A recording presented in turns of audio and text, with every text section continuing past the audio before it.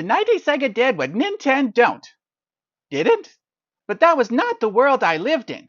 Cause I played Mario and Donkey Kong, plus Mario and Mega Man, Zelda and Mario and other games as well. My point, of course, is I grew up Nintendo. But Sega had Sonic the Hedgehog. He's the little blur of blue that I just could not get that into. But I'm not sure why. I guess I couldn't understand just why some other gamers loved that he went fast. But he was Sega's mascot, and I wished I could get into something with Sonic. And here we are in 2025. Last year, Anthony Thorpe's game Sonic Roll, published by Kess Co., was released to much acclaim. And I get why. So let's get started. The board game instead of the video game. It's the video game board gamer. This is the video game board gamer. I play the board game, not the video game. Hello, and thank you for subscribing, folks. The Hedgehog's video debut was in year 1991. And since then, he has starred in games and shows and even films. And now he has his sights on board gaming. And since I'm playing the same way that I play a digital game, solo, Sonic Roll is perfect to debut my first review. Sonic Roll is a game of dice and choice. You choose your dice, then roll the dice you chose, then choose the spot that one will go, and then you roll the dice again and choose again. You want to finish zone cards based on your number of players, or will badniks try to stop your progress once you pick some up. You get rewards for every die you place. That's not to say that they're the ones you want.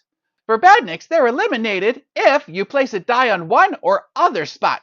For one, it's like you ran right by it, and the other one, you free the animal that's trapped inside and place it with your stuff, and when the game is done, it's worth 10 points. But with the zone cards, sure, you get some real good stuff, like boosts and rings and bonus zones, but also running out of time tokens, and that's how you get badnik cards as well. The story's not an epic tale. Instead, it's just the basic Eggman does bad things, go through the levels, and make sure you stop him. If you run out of time tokens, or else one player ends up flipping all their life tokens, then all the players lose the game. A boss waits at the end of every zone. Defeat them using red dice, and you win. Avoid the time tokens by using all your dice this turn, or don't place one where that's the reward that you get on zone card spots. When you have placed your die, and still have more, you have a choice to stop and take a time token, or re-roll. But if you cannot then place a die, you've pushed your luck too far. Instead of just a time token, you must take damage. Taking damage means you must flip one of your life tokens. If you have some boost tokens, they let you re-roll dice. Your life tokens will also flip when you re-roll your dice and one die matches one attack that's printed on your badnik card, and hazard dice are rolled and match your dice. If you have held rings, not saved, you lose those. Or lose a shield instead of losing rings. To win, you need to finish zone cards and defeat the boss that comes once that is done. And then you need to clear a route away that lets you place the right red die number on that zone boss's hit location spots. The animals beside the boss name are what represent its hit point value, and so place as many dice as animals right on the hit spaces. And when all of the animals are saved, you've won the game. Of course, I played this game in solo mode. The only difference is just how to score. The way it is intended to be played is co-op, but it comes with rules to play competitive in which you don't lose lives but gain a life token when you are hit. They're minus 30 points for every one.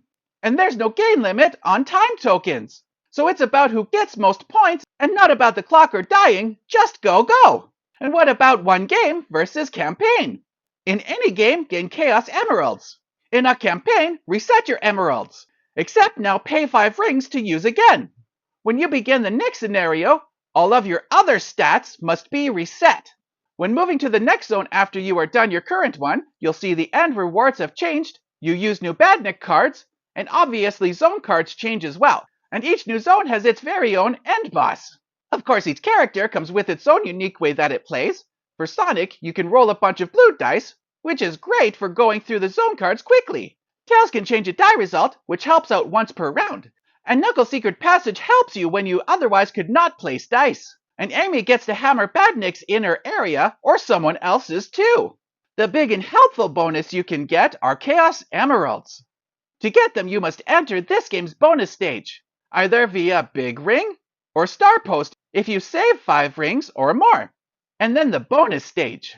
To play, you flip over a bonus tile, and if it's red, you get the bonus, and then you are done. But if you flip it and it is a bumper sphere, you keep the shown reward, and then you flip another one. When you have found the Chaos Emerald, you draw a random card and keep it, then the bonus tiles must be reset so it can be replayed until the next one's found. The emeralds have special powers that, just once per game, can help you out. For an example, discard all badniks in play. The first zone is of course Green Hill Zone, and the character I chose was, of course, Sonic. For badniks, you'll encounter choppers, neutrons, buzz bombers, and some moto bugs, and each one has its own effect to hold you back. I got a Chaos Emerald, and it was the actual green Chaos Emerald. And then I got the red one.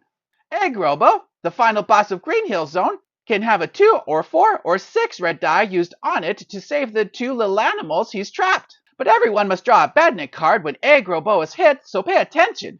Then Stardust Speedway Zone is what comes next. Hotarus, Cabeceras, Canabuns, and Dangos are the foes. For Dangos, turn it upside down, then place a second die to finally defeat it. Cabecera says X is equal to the last spent die amount, to add more things for you to have to keep track of. And it was in this zone I found the blue Chaos Emerald. And Metal Sonic is the boss. You might want blue dice. If you don't use them, you can't use boost tokens. To win, you have to hit him twice, with 5 or 3 or 2 in a row. Zone 3 is Lava Reef. A final reward you'll see is hazard dice. The root rewards have also decreased in how good they are. Iwamadoki, Rexon, Fireworm, and the Toxo Mister are the badniks here. Iwamadoki damage you, then die when your turn ends. And this is when I got the yellow Chaos Emerald, making my total 4 so far. And then the silver. But then bad news, because Sonic could not roll the dice to save his life. That's literally. So then I tagged in Tails. And Tails got the purple emerald. And then made it to Heavy King, the boss of Lava Reef. A 6 or 1 can only hit it all the 3 times it needs. Its special power is it has 2 attack cards. But Tails prevailed. The final zone is Chemical Plant Zone. Sweeps, Caterkiller Jr., Spinies, and the Grabber are what you'll encounter, and the Grabber stops you using boost tokens. The zone cards are more hazardous this zone, but otherwise it plays just like the rest. Tails died because I pushed his luck too far. Knuckles took over. He became the one who got the final Chaos Emerald. The final boss is Eggman. So with him you do not gain invulnerability when you are damaged. And only a 6 rolled on a red die beats the Eggman this time. I called upon the purple emerald's help, and then the red one too, and beat the Eggman. And so I rescued all the animals, and beat the game, and then there's nothing more. And now to talk about what more there is. So the instruction manual comes with a sticker keeping shut these pages here. To properly unlock them, you need all the Chaos Emeralds. So hopefully, while playing the campaign, you flipped blue tiles enough to gain all 7 so that when you beat Robotnik, you can open it. Inside is what comes next. To start with what is cool, there's 2 new characters, Mighty and Ray. With Mighty, you avoid a hit when you use up his token. Ray can air glide, which potentially could give him 12 dice. But wait, that isn't all. There's one more zone with one more boss plus more not quite zone cards you still must get through like they were zone cards. And then a whole page just for all new rules. That's right, to play the final stage you have to basically learn all new rules as well. You need to keep up super form, which is the power up you get as well. And then the hazard dice are constantly being added to rolls when you spend any die. And they must be re-rolled with all the rest if you spend boost tokens. You need to get the Chaos Emerald tile discovered so the card can flip for you to meet the boss, and then you take on Death Egg Robot, which, the goal is get the Chaos Emerald again to win the fight. Then Debug Mode is unlocked, which lets you create your own experience. Create a Badnik deck with any 4 from any zone, plus choose to fight your choice of boss from any zone. And Super Form can now be shuffled with the power-ups for future normal games. So can I say I wish that I could play this digitally? Playing it is great. Beware though, this is not a Yahtzee game. There's just a lot you need to keep in mind. Let's say it's mid-game. First, you choose your dice and roll. Then look for roll effects, and if you have one based on what you chose to roll, resolve it. Then you place a die, and if you have a spend effect, be sure to do it, then move on. Then choose if you will re-roll or else take a time token. And if you do re-roll, be sure to check for re-roll actions and remember that your badnik cards will damage you when you re-roll. And if you do get damaged, lose a life, or rings, or shield, which can be great, but adds to mental load. Then if you get the bonus zone, do that, and maybe get a power-up, and don't forget about it. And again, do you re-roll or not? So you re-roll, and so your badnik once again causes you damage, except now you have a boost, so use it, and okay, cool, no damage, so you place the only die that works, forcing a badnik draw for you and someone else. But now the zone card's done, except you have a badnik, and it makes you draw a hazard die instead of what you would have gotten if it wasn't there. And Chaos Emeralds can help as well. This game is great. It's just not one that I would recommend to someone who is not either already used to modern-day designer board games, or of course a person who's dead set themselves on learning this game, or really any other game they want. When all was said and done, I died 2 times, and when a character died once, I switched. So Sonic, Tails, and Knuckles all got playtime. 7 Chaos Emeralds were found, and all the post-game secrets were unlocked. So I love this game, but it's a little much. The campaign was cool until the very end, so I'll rate each aspect individually. Playing is an easy 9, so if someone asks if you are interested, I say yes.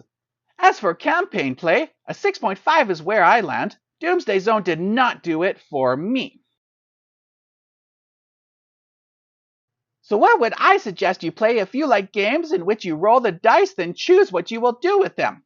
If Sonic Roll looks good, but you want something lighter, then I recommend Fantastic Factories. In Sonic Roll, you place your dice to go through zones and fight off badniks. When you play Fantastic Factories, you're building out a compound made of factories and other structures that have their own powers. You need to get some resources to build your cards out. Those cards can help manipulate your dice or give you goods, and goods are points, and some cards can be used like set collection, build more out and get more points. You start each turn by choosing either Contractor, Special Ability, or Blueprint, cards to build. Now that is done in turn order, and then all players roll their dice and then build cards or place their dice to get more resources or activate their building special powers. The endgame's triggered when one person has 10 cards or 12 goods. Then a final round is played, then add the points of all your cards, then add those points to what your goods amount totaled, and who has most points is the winner. If solo is your jam, this game is gold. You play a bot, but running it is so intuitive. Just roll the dice and use the green to pick a card, then give it goods based on the other dice. The die to match the card type lets you know to give a good if it is lower than how many cards there are. Post endgame, count how many cards it has, and add that to its good amount. And once you've counted what your own score is, the usual way, the highest score wins. Well, anyway, thank you for enjoying this video game board gamer review. And thank you for subscribing, and I hope to see you next time if it comes to that. Bye!